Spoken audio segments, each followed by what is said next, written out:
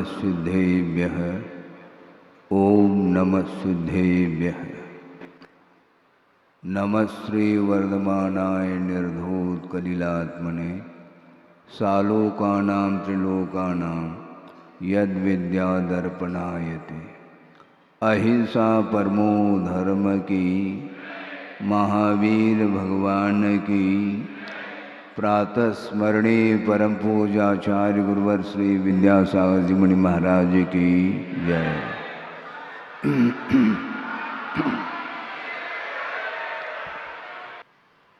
आगम के आधार से जो विषय रखा गया था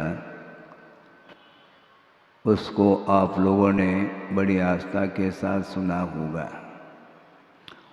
मृदोर्भावः मार्दवम्, मृदुता का जो भाव है उसको मार्धव कहा है। कठोरता का अभाव सो मृदुता है। मन, वचन और काय इन तीनों में कठोरता नहीं होनी चाहिए। मन के माध्यम से भी, वचन प्रवृत्ति के द्वारा भी और कायिक चेष्टाओं के माध्यम से भी यह कठोरता ठीक नहीं है। मृदुता का व्यवहार परस्पर में होना चाहिए। संसारी प्राणी उसकी वृत्ति सुधरती नहीं है। क्यों नहीं सुधरती, इसको समझने के लिए बहुत पुरुषार्थ करना पड़ेगा, क्योंकि प्रवृत्ति में जो अंतर आता है वह वृत्ति को सुधारने में आता है।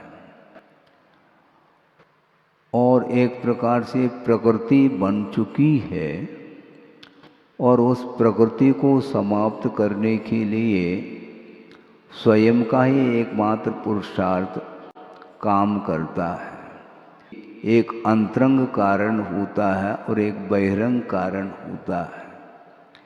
देव, शास्त्र, गुरु इनके आधार से अपने आप के परिणामों को पवित्र बनाया जा सकता है, किंतु बनाने की इच्छा जिसके अंदर नहीं है तो इस प्रकार के साधन सामग्री का मिलना और नहीं मिलना समान जैसा प्रतीति में आता है। कि वस्तुतः एक उक्ति हमने पढ़ी थी, आपके सामने रखना चाहता हूँ। वह ये है कि आमूल सिक्तः पैसा घृतेन ननिम्ब वृक्ष मधुरत्वमेति। ये संस्कृत में पंक्ति है, उसका अर्थ आपके सामने रख रहा हूँ। एक नीम का वृक्ष है जिसका सिंचन किया गया है। किसके द्वारा? आमूल सिक्तः पैसा घृतेन, दूध और घृत के माध्यम से वह नीम का वृक्ष अभिषिक्त है, जिसका सिंचन किया गया है, किंतु मधुरत्वम न येति, उसमें मधुरता नहीं आ सकती है। उसमें जो कड़वाहट है उसमें अंतर आने वाला नहीं है, क्योंकि इसी को बोलते हैं प्रकृति। प्रकृति का अर्थ स्वभाव होता है और स्वभाव में बदलाव जो आएगा वह स्वयं के पुरुषार्थ के माध्यम से ही आ सकता है। इस प्रकार कुंद देव ने भी समय सार आदि ग्रंथों में स्पष्ट किया है। स्वयं अपने स्वभाव को सुधारना चाहो तो आपके ऊपर निर्धारित है, आलम्बन लिया जा सकता है। धर्म का भी आलम्बन लिया जा सकता है, देव, शास्त्र, गुरु का भी आलम्बन लिया जा सकता है, किंतु अपने स्वभाव को सुधारने के लिए आलम्बन लिया जाता है। ये अनंतकालीन ये संस्कार, अज्ञान के जो संस्कार हैं, वे दूर नहीं हो रहे हैं। मन निरंतर वह बाहर ही, वह भीतर कभी आप रहते हैं क्या? नहीं है? कभी नहीं रहते। आप सभा में बैठे हैं किंतु आपका मन बैठा है क्या? नहीं, मुझे ज्ञात नहीं है। मन आपका वह नियंत्रण में है क्या? नहीं, इसकी जानकारी मुझे कैसे प्राप्त हो सकती है? मैं अपने विचारों को पढ़ सकता हूँ, अपने विचारों के ऊपर सोच विचार कर सकता हूँ, किंतु संसारी प्राणी के अंदर कौन कौन से विचार उत्पन्न हो रहे हैं उसका ज्ञान छद्मस्त अवस्था में संभव नहीं है। वह दिव्य ज्ञान का विषय हो सकता है, होता है। इसलिए अपने आप के परिणामों को सुधारने के लिए बहुत विनम्रता की आवश्यकता है। नम्र होना सीखना चाहिए। वह मृदुता जो आएगी, वो मृदुता बाहर से नहीं आती है। वह कठोरता भी जो आती है वह भीतर से ही आती है। बाहर बहुत सारे ऐसे निमित्त मिल सकते हैं जिन निमित्तों को लेकर के संसारी प्राणी वह उसकी मान की उदीरना होती है। शारीरिक जो भूख है बहुत जल्दी शांत हो सकती है। भूख 2 4 6 रोटी ले लो, बस पेट भर जाता है, भूख मिट जाती है, प्यास भी मिट जाती है। किंतु शारीरिक भूख मिटने के बाद भी मानसिक जो भूख है वह विचित्र ढंग का है। वह मन शांत नहीं होता। ये जो आशा है, इस आशा के ऊपर नियंत्रण करना बहुत कठिन हो जाता है। समझ में नहीं आता कि इस सम्मान के माध्यम से उसको मिलता क्या है। क्या कुछ भोजन परोसा जा रहा है क्या? नहीं, भरपेट भोजन करने के बाद भी उसकी वह आशा बनी रहती है कि मेरा अपने आप में जो अस्तित्व है वह सबके सामने आ जाए। जबकि सबका अस्तित्व है, केवल मेरा ही अस्तित्व है ऐसा नहीं। प्रत्येक जीव का अपने आप में स्वतंत्र अस्तित्व है। उस ओर दृष्टि न जा करके वो अपने आप को सबसे पृथक अपना अस्तित्व है उसको प्रदर्शित करना चाहता है। और आचार्यों का ये कहना है इस प्रदर्शन को आप कुछ क्षण के लिए साइड में रखो। इसका अर्थ ये नहीं कह रहा हूँ कि बाद में पुनः प्रदर्शन करने लग जाओ। प्रदर्शन में वस्तुतः आत्मा का दर्शन नहीं हो सकता। आत्मा का दर्शन आप करना चाहो क्या? नहीं महाराज, हम करना चाहते हैं। आत्मा का दर्शन करना चाहो तो प्रदर्शन को समाप्त करने का पुरुषार्थ करो। बार बार ये प्रदर्शन का जो भाव जागृत होता है उसके माध्यम से मान की पुष्टि होती है। मान की पुष्टि, मान अर्थात अभिमान माना जाता है और एक मान का अर्थ ज्ञान भी होता है। मान के पूर्व में एक उपसर्ग जोड़ दिया जाता है जिसको जोड़ने से प्रमाण की उत्पत्ति होती है। प्रमाण अलग है और सम्मान अलग है, अभिमान अलग है। ये सारे सारे शब्द हैं, किंतु मान की पुष्टि जो होती है वह प्रदर्शन के माध्यम से होती है। अपने आप के अस्तित्व को वो पहचान नहीं पा रहा है, क्योंकि उसकी दृष्टि उस ओर जा रही है कि मुझे कोई पहचान ले। आपको कोई पहचान सकता है क्या? नहीं पहचान सकता, क्योंकि आपका जो स्वरूप है वह इन आँखों के द्वारा वह स्वरूप हम ग्रहण नहीं कर पाते।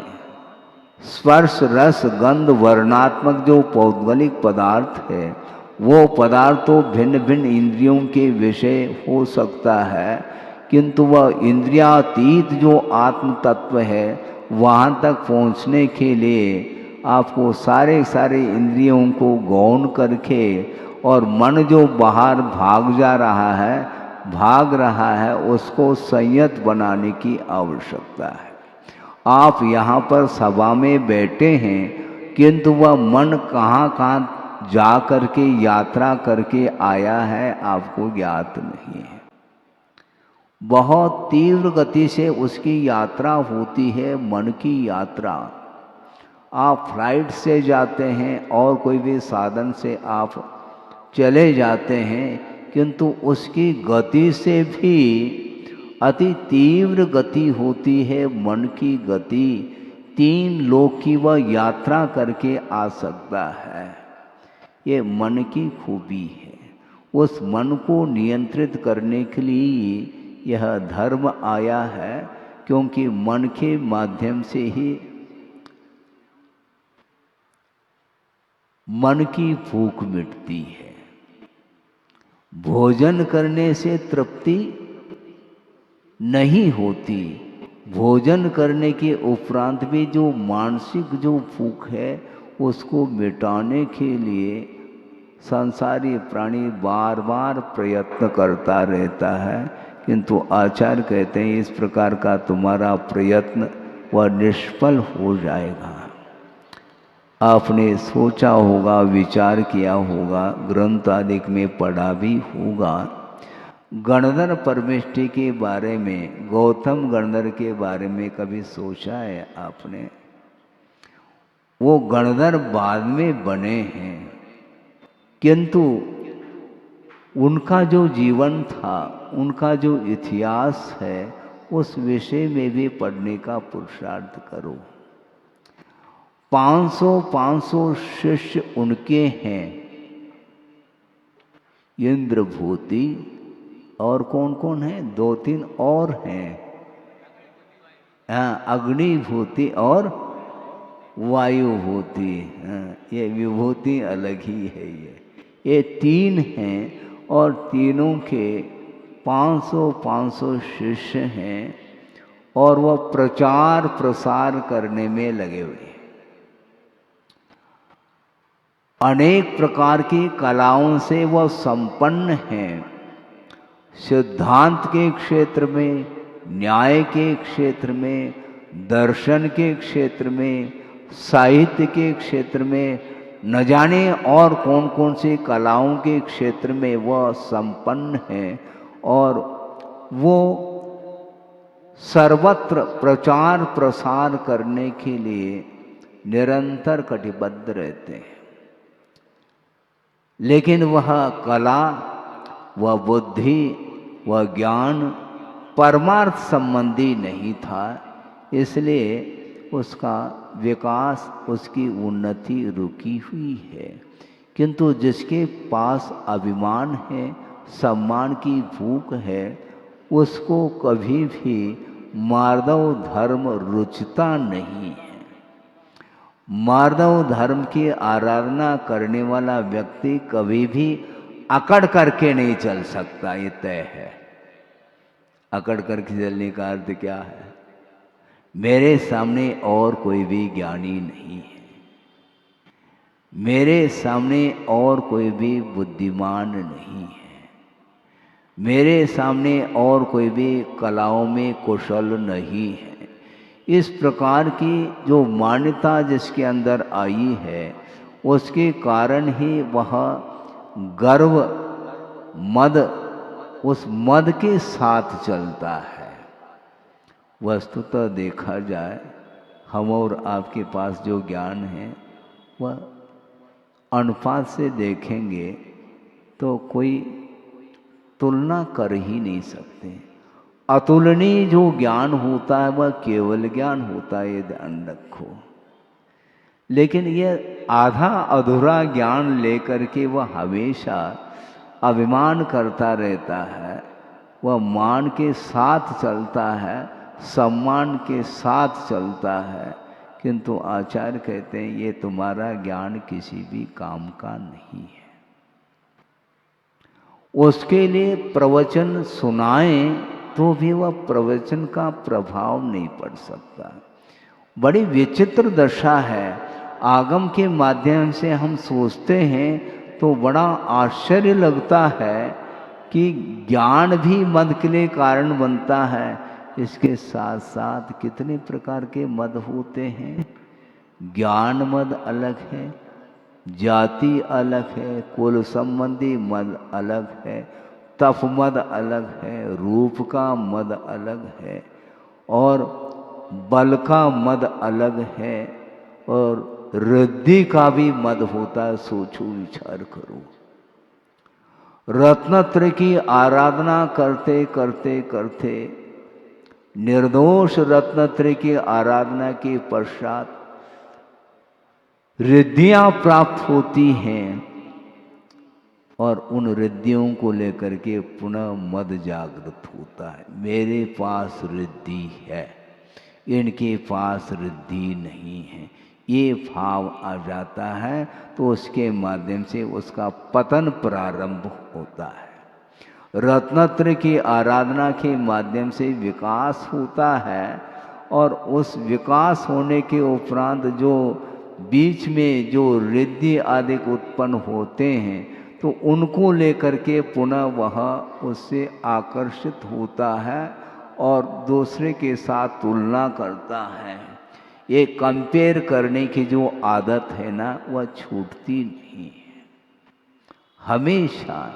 और दूसरी बात यह है, ये मद जो जागृत होता है वह बिल्कुल बहुत जो जिसको बोलते हैं, उदाहरण के लिए मान लो कोई प्राइमरी में पढ़ रहा है छात्र, 5वीं 6वीं कक्षा में पढ़ रहा है मान लो, और उसके साथ यमे का जो छात्र है वह पहुंचा हुआ छात्र माना जाता है, किंतु उसके पास जो अहंकार उत्पन्न होता है वह प्राइमरी कक्षा में पढ़ने वाले छात्र के को उसको ले करके नहीं होता।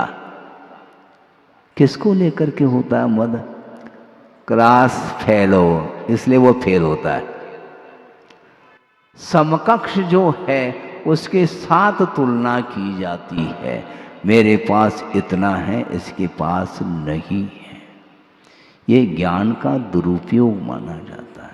ज्ञान का यदि सदुपयोग करेंगे तो निश्चित रूप से आत्मा का कल्याण हो सकता है, किंतु कल्याण की भावना साइड में रह जाती है और बार बार उसको मान सताता है। और मान जब तक जागृत रहेगा तब तक प्रमाण अर्थात ज्ञान नहीं आ सकता है। वस्तुतः वर्धमानाय नमः ऐसा बोला है, वर्धमान स्वामी के लिए नमस्कार किया है। वर्धमान का अर्थ क्या है? मान का अर्थ प्रमाण ज्ञान, वह जिनका निरंतर वृद्धिंगत हो रहा है उसको बोलते हैं वर्धमान, उनके लिए नमस्कार किया गया है। और संसारी प्राणी थोड़ा बहुत ज्ञान हासिल कर लेता है तो वह अपने आप को फूला नहीं समाता, मान से वह बड़ी विचित्र दशा है। ये इससे कैसे ऊपर उठेंगे हैं? कैसे ऊपर उठेंगे? अध्ययन करो, अध्ययन करने से भी कुछ होने वाला नहीं है, क्योंकि रागान्वित जो ज्ञान है वही पतन के लिए कारण है, ऐसा कहा है। वस्तुतः ज्ञान ही दुख के लिए कारण बनता है और वह ज्ञान ही वह मोक्ष मार्ग में सहायक सिद्ध होता है। दोनों कैसे बातें हो सकती है?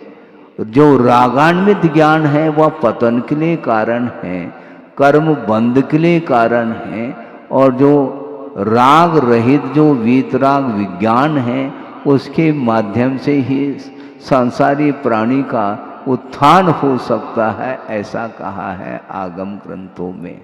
इसलिए वस्तुतः यह कठोरता ठीक नहीं मानी जाती है, मृदुता आनी चाहिए, मृदुता आनी चाहिए, लाना चाहिए आपको, पुरुषार्थ के माध्यम से लाओ। ज्ञान में और बुद्धि में बड़ा अंतर देखने को मिला है। हमने एक किताब पढ़ी थी, उसमें वह प्रसंग आया था, वैज्ञानिक होना अलग है और बुद्धिमान होना अलग है। इन दोनों में क्या अंतर है महाराज? कुछ बात समझ में नहीं आ रही, धीरे धीरे आ सकती है। प्रसंग को ध्यान से सुनेंगे तो निश्चित रूप से इन दोनों में क्या फर्क है वह ज्ञात हो सकता है। 4 मित्र हैं, उसमें 3 वैज्ञानिक हैं और एक वैज्ञानिक तो नहीं किंतु बुद्धिमान है, और तीनों वैज्ञानिक बुद्धिहीन हैं, यह स्पष्ट हो जाएगा आपको अभी। चारों मित्र जा रहे हैं और जंगल से गुजर रहे हैं, और साइड में किसी की दृष्टि जाती है तो एक शेर का कंकाल पड़ा है। जानते हैं कंकाल का अर्थ क्या होता है? अस्थि पंजर जिसको बोलते हैं। और उसको देख करके वैज्ञानिक के मन में वैज्ञानिकता जागी, विज्ञान के माध्यम से वह कुछ सोच रहा है और वो ये कह रहा है इसको हमें जीवित करना है, ये जो कंकाल है शेर का इसको जीवित करना। और तीनों सोच रहे हैं, तीनों वैज्ञानिक हैं। एक ने कहा इसमें मैं खून को पैदा कर देता हूं, एक ने कहा इसमें मांस आदि मैं पैदा कर देता हूं, और एक ने उसको कह दिया कि और भी जो कार्य करना है उसके लिए मदद के रूप में आप जो कहो उसके लिए भाई मैं तैयार हूँ। इस प्रकार एक विचार के हो कर के वो इस कार्य को करने के लिए तैयार हो रहे हैं। और एक ने कहा कि मैं प्राण संचार कर दूंगा इसमें। तीनों की बात हो गई, लेकिन इतने में जो वैज्ञानिक नहीं था उसने कहा ठहरो, इसका परिणाम क्या होगा ये भी तो बताओ। जब प्राण संचारित होंगे इसमें, इसका परिणाम बताओ जल्दी। और वह कहता तुम बाद में बताना, मैं ऊपर जाकर के बैठ जाता हूँ, और जल्दी से छलांग लेकर के वृक्ष के ऊपर जाकर के बैठ जाता है। और वह देख रहा है ये तीनों क्या करते हैं, देखो तो सही। और सब कुछ कर लिया और प्राण संचारित हो गए। एक विशाल जो है शेर जिसका भयंकर रूप है वह खड़ा हो गया। अब खड़ा हो गया, बस अब तीनों वैज्ञानिक कपने लगे। बुद्धिहीन इसी को बोलते हैं। ज्ञान तो था किंतु उस ज्ञान का क्या प्रभाव पड़ता है इस वो ध्यान ही नहीं उनका। ज्ञान का सदुपयोग करो, ज्ञान सदुपयोग करने नहीं देता। वैज्ञानिक दृष्टिकोण से वह सोचता है किंतु उसका परिणाम क्या निकलता है उस ओर उसका ध्यान ही नहीं है। वह अहंकार के कारण वह ज्ञान काम नहीं करता है। परमार्थ संबंधी कोई ज्ञान नहीं होने के कारण भौतिक ज्ञान के माध्यम से वह चल रहा है और उसके माध्यम से अपना नाम कमाना चाहता है किंतु जीवन को गंवा रहा है, उसको ध्यान ही नहीं है। समझ में आ रही क्या नहीं बात? धीरे धीरे आती है महाराज, लेकिन बात समझना अलग वस्तु और उसको जीवन में उतारना अलग वस्तु है। बार बार इस प्रकार के कई प्रसंग आप पढ़ सकते हैं प्रतिमानुयोग आदि ग्रंथों में भी, और जो पौराणिक कथाएं उनको पढ़ करके अपने जीवन को सुधारने का पुरुषार्थ कर सकते हैं, किंतु बिना प्रयोग के आत्मा का विकास, आत्मा का कल्याण संभव नहीं है। ये बार बार मन परेशान करता है।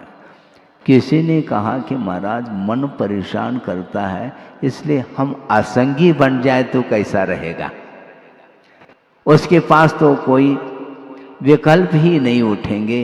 एक इंद्रिय, द्विंद्रिय, तीन्द्रिय, चौरेंद्रिय, असंगी पंचेंद्रिय तक उसके पास कोई भी मन नहीं है, तो उसको कोई मान सताएगा नहीं। अच्छा सोचा तुमने, लेकिन ये ध्यान रखो मन मिलने के बाद ही विकास हो सकता है। मन के माध्यम से विनाश भी होता है तो वो विकास भी होता है। दोनों तरफ से, दोनों ऊंचाई तक पहुंचना चाहो तो ज्ञान के माध्यम से, और अधःपतन होता है तब भी वह ज्ञान के माध्यम से ही होता है। इसलिए जो रागान्वित ज्ञान है, मद के साथ संबंध रखने वाला जो ज्ञान है, वही संसारी प्राणी के लिए पतन के लिए कारण बना हुआ है। इसलिए मृदोर भाव मार्दवम कहा, मृदुता का भाव लाना चाहिए। कठोरता ठीक नहीं है, अहंकार का भाव ठीक नहीं।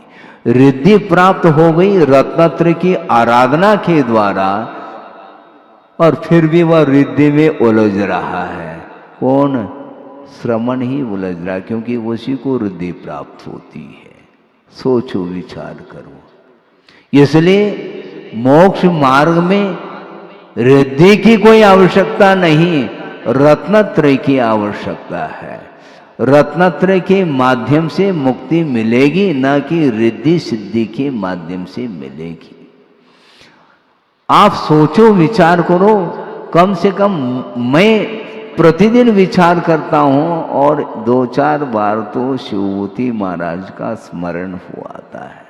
उनके पास बिल्कुल रत्ती भर ज्ञान नहीं है, किंतु वह केवल ज्ञान को प्राप्त करने के लिए बस कारण बन रहा है। वह ज्ञान है। नमोकार मंत्र भी नहीं आ रहा है समझ में। उनके गुरु परेशान हो गए पढ़ाते पढ़ाते पढ़ाते पढ़ाते। इसके उपरांत भी वह ज्ञान नहीं आ रहा है, उसके अंदर ज्ञान का क्षोभम नहीं हो रहा है। और क्या क्षोभम हो गया, गजब हो गया। मंत्र दिया था माँ रुष माँ तुष, यानी राग द्वेष मोह आदि मत करो, इतना उनको मंत्र दिया था। लेकिन वह मंत्र भी उसको पल्ला नहीं पड़ा, और उसने अपनी बुद्धि से रटने लगा तुष्मास भिन्नम तुष्मास भिन्नम। बुद्धि काम कर रही है क्या? बहुत धीरे धीरे कर रही है, लेकिन बुद्धि है वह विज्ञान नहीं, ध्यान रखो। हाँ बिल्कुल, सड़क से वो जा रहे हैं, सुना है हमने गुरुदेव के मुख से कई बार इस उदाहरण को सुना है। वो शिवभूति मुनि महाराज आहार चर्या के लिए निकल रहे हैं, और सड़क पर एक वृद्धा हाथ में क्या है, सूपा बोलते हैं आप, धान साफ करते हैं सूपा, सूप नहीं, सूपा अलग है। सूपा हाथ में है, और उसमें वह साफ कर रही है।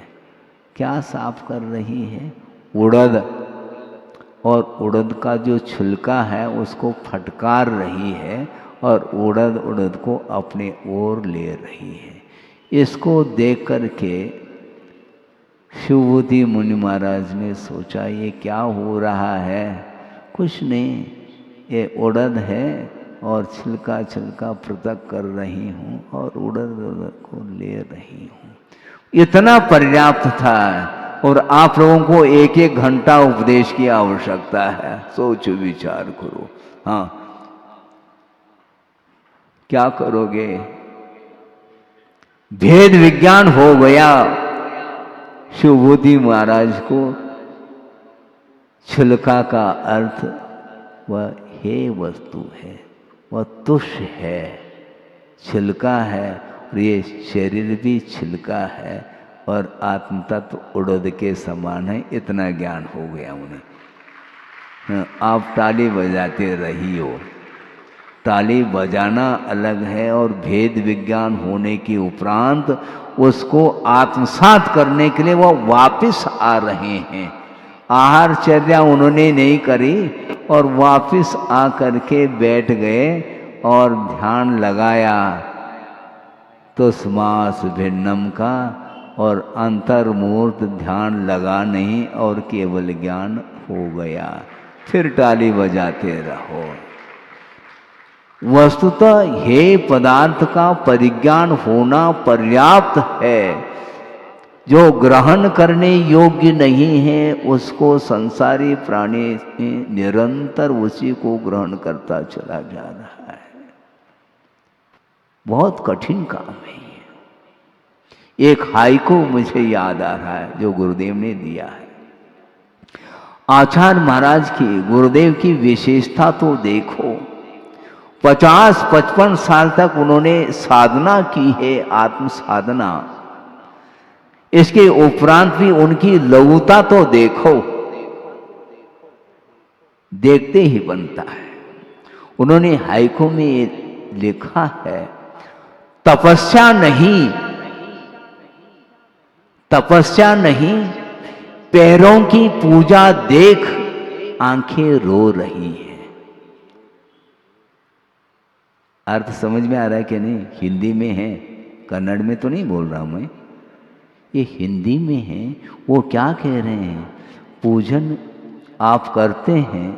जिस समय आचार्य महाराज चौके में पहुंच जाते हैं तो आप अष्टमंगल द्रव्य से पूजन करते हैं। अनेक प्रकार के विशेषणों के साथ उनकी पूजा होती है। उस समय वो सोच रहे हैं, तपस्या नहीं, पैरों की पूजा देख आंखें रो रही हैं। इसका अर्थ है, उनका भाव ये कहना चाह रहे हैं, मेरे पास है कहाँ इतनी तपस्या जो तुम इतनी पूजा कर रहे हो। अनेक प्रकार के विशेषण लगा करके तुम पूजन कर रहे हो। इस पूजन के माध्यम से, इस भक्ति के माध्यम से तुम्हारे कर्म तो कट जाएंगे, किंतु तुम्हारी इस पूजा से मैं यदि मान लो प्रभावित हो जाऊं तो मेरा पतन है। समझ में आ रहा है कि नहीं? ये बहुत रिस्क है बंधुओं। आप कदम कदम पर प्रशंसा करते हैं, साधक की प्रशंसा करते हैं, किंतु साधक बहुत अलर्ट रहता और रहना चाहिए। हाँ, ये प्रशंसात्मक जो शब्द है वो रसगुल्ले से मीठे लगते हैं। हाँ, वंस मोर कहता है वो, किंतु जो साधक होता है वो इनसे बचने का निरंतर पुरुषार्थ करता है।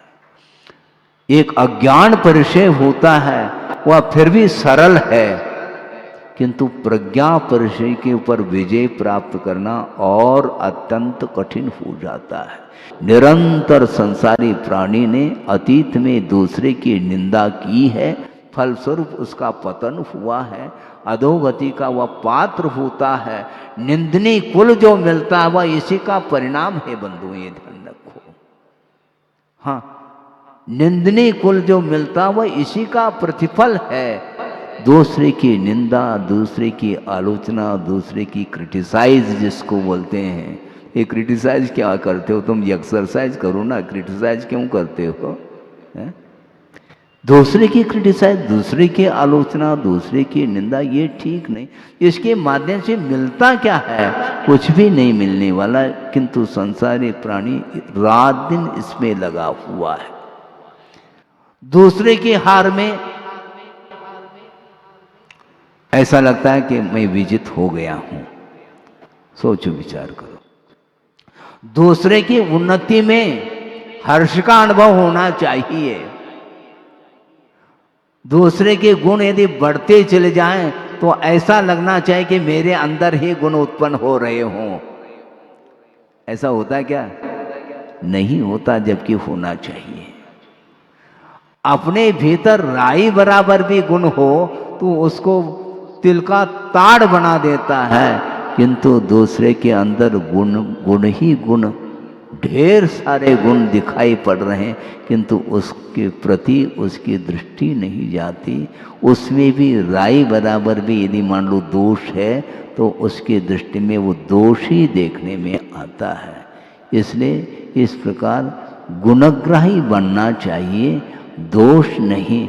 दोष कर्म के उदय से ये दोष हो सकता है, अपराध हो सकते हैं, सब कुछ हो सकता है, किंतु वस्तुतः अपनी निंदा, अपनी गर्रा, अपनी आलोचना करते हुए अपने किए हुए जो अज्ञान दशा में जो कर्म हैं उनको काटने के लिए जो पुरुषार्थ करता है, वही वस्तुतः विनीत भाव वाला व्यक्ति माना जाता है। विनम्र जो होता है, हाँ, विनम्र भाव जो रखता है उसको उच्च गोत्र का बंध होता है, क्योंकि ठीक विपरीत जो भाव होंगे, नीच गोत्र के जो परिणाम होते हैं उससे ठीक विपरीत परिणाम के माध्यम से उच्च गोत्र का बंध होता है। बहुत सारा विषय है, आपका समय ज़्यादा हो जाएगा, इतना ही मैं पर्याप्त समझता हूँ कि क्रोध से भी भयानक यदि कोई कषाय है तो मान है। क्रोध बहुत जल्दी समाप्त होता है। मैं तो एक उपमा देता हूँ, एक तृण की अग्नि है और बहुत जल्दी शांत हो जाएगी, किंतु जिस अग्नि के द्वारा मेटल गलाया जा रहा है वो टेम्परेचर हाई टेम्परेचर माना जाता है, उसके माध्यम से वह लोह तत्व भी गल जाता है। तो इसी प्रकार मान को गलाने के लिए बहुत ध्यान रूपी अग्नि की आवश्यकता है, ध्यान रखो। उसके बिना यह मान गलने वाला नहीं। और एक बार यदि मान लो मान समाप्त हो जाए तो वह मान का अर्थ वह प्रमाण अर्थात केवल ज्ञान प्रकट हो सकता है। केवल ज्ञान को प्राप्त करने के लिए साधना है। अपने अतीत जीवन को हम उन्नति की ओर ले जाना चाहते हैं, जो पतित जीवन है उसको पावन बनाने के लिए निरंतर जो है धर्म की आराधना करते रहेंगे तो निश्चित रूप से आपका भी विकास हो सकता है। विकास हो इस पवित्र भावना के साथ। अहिंसा परमो धर्म की जय।